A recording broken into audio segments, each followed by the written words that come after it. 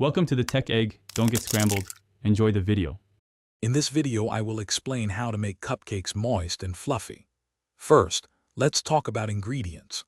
Always use room temperature butter and eggs. This helps create a smooth, emulsified batter. Consider using cake flour or a blend of all-purpose flour with 2 tablespoons of cornstarch removed per cup for a more tender crumb. Incorporating buttermilk or sour cream also adds incredible moisture and a lovely, subtle tang to your finished cupcakes. Next, proper mixing is key for fluffiness.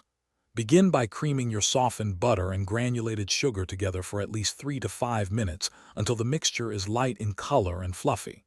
This incorporates air, which is essential. Then, add your eggs one at a time, beating well after each to fully emulsify. Finally, alternate adding your dry and wet ingredients, mixing only until just combined to avoid developing too much gluten, which can lead to tough cupcakes. Now let's discuss baking and cooling.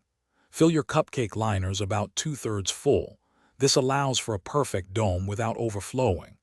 Bake them in a preheated oven at 350 degrees Fahrenheit for approximately 18 to 22 minutes.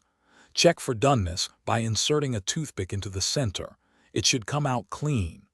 Once baked, immediately transfer the cupcakes to a wire rack to cool completely. This prevents the bottoms from becoming soggy due to trapped steam. Finally, here are a few extra tips for ultimate moisture and freshness. Consider adding 1 or 2 tablespoons of a neutral oil or unsweetened applesauce to your batter for an extra boost of moisture. The most crucial tip is to avoid overbaking at all costs.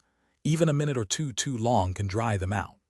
Once cooled, store your delicious cupcakes in an airtight container at room temperature for up to 3 days to maintain their perfect moist and fluffy texture. Thanks for watching. Consider subscribing if I helped unscramble your problems.